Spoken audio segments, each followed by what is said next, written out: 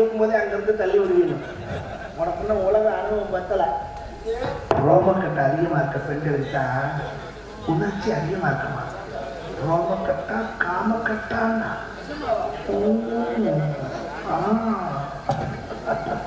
பெண்ணுக்கு முடி அதிகமா இருந்தா உணர்ச்சியோட அதிகமா இருக்குமா? ஏன் உட்காந்து எடுக்க போயா மாட்டேன்னா சொல்ல போறேன், விடிய வரைக்கும் எடுத்துட மாட்டேன். முடிய வரைக்கும் தான் ஒன்றா பல்ல வச்சு போடுவியோ? அவ்வளவா இருக்கு.